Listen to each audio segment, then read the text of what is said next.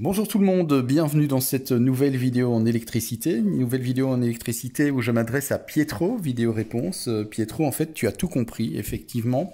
En résumé, en fait, pour faire simple, plus R augmente, plus I diminue. Et à l'inverse, plus R diminue, plus I augmente.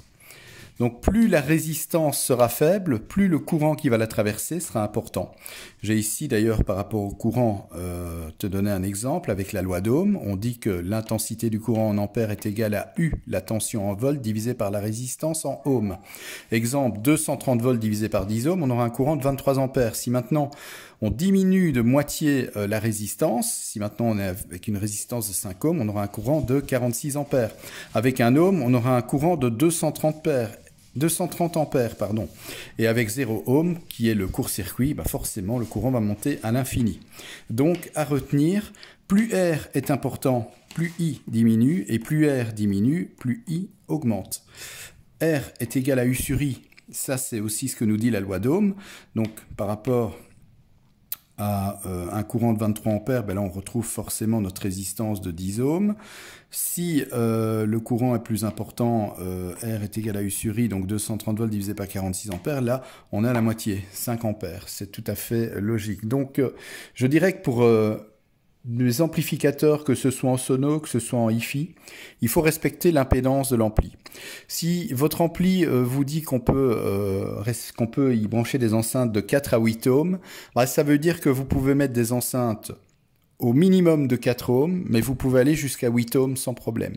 Si c'est un ampli maintenant qui n'a qu'une impédance de 4 ohms, il faut respecter l'impédance de l'ampli, c'est-à-dire de mettre des enceintes de 4 ohms. Alors si vous avez comme moi par canal 2 enceintes de 8 ohms, eh bien moi je les ai branchées en parallèle, puisque 8 divisé par 2, ça me fait 4 ohms, donc c'est parfait.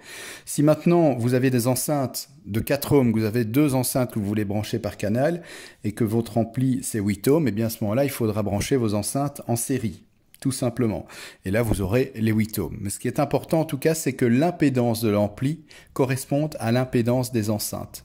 Ça, c'est vraiment la solution idéale, puisqu'à ce moment-là, vous allez vraiment faire fonctionner votre ampli au maximum de ses performances, puisque si la résistance, donc l'impédance de vos enceintes augmente, eh bien à ce moment-là, vous avez des pertes en puissance, tout simplement.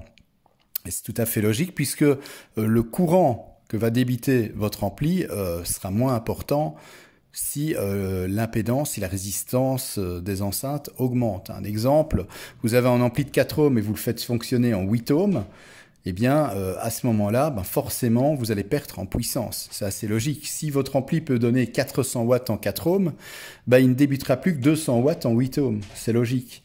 Donc voilà, l'idéal vraiment c'est de respecter l'impédance, mais attention pour les amplificateurs, je l'avais déjà dit dans ma vidéo précédente, il ne faut pas mettre, je vais dire, une impédance qui est en deçà de ce qui est préconisé par le constructeur de l'amplificateur. Exemple, un amplificateur de 4 ohms, n'allez pas mettre des enceintes d'une impédance de 2 ohms, parce qu'à ce moment-là, le problème c'est que vous faites griller votre ampli, tout simplement, puisque le courant qui va passer dans les transistors de puissance seront 2 fois plus grands, 2 fois plus forts, et ça les transistors ne vont pas le supporter. Donc c'est très très important. Je vais dire, pour un ampli, augmenter l'impédance, c'est pas encore trop grave, vous allez juste y perdre en puissance. Voilà. Mais par contre, diminuer l'impédance, forcément en diminuant l'impédance, vous allez augmenter le courant, et si vous augmentez le courant, eh bien, vous endommagez les transistors de puissance et vous endommagez l'ampli par conséquent. À savoir que, bien sûr, les amplificateurs, les bons amplificateurs sont munis d'une protection contre les courts-circuits. Donc, si jamais vous faites une bêtise en branchant, qu'il y a, je vais dire, le plus et le moins qui se touchent, eh bien, à ce moment-là, il y a un système électronique avec des relais qui vont faire déclencher la sortie enceinte, qui vont ainsi protéger l'ampli des courants de court-circuit.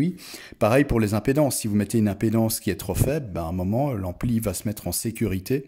C'est justement pour éviter qu'il y ait, je vais dire, des transistors qui soient endommagés. Voilà, j'espère en tout cas, Pietro, que j'ai répondu à ta question. Merci en tout cas de me l'avoir posé, mais en tout cas, oui, tu as tout compris. Donc pour résumer, si R augmente, I diminue, et à l'inverse, si R diminue, I augmente.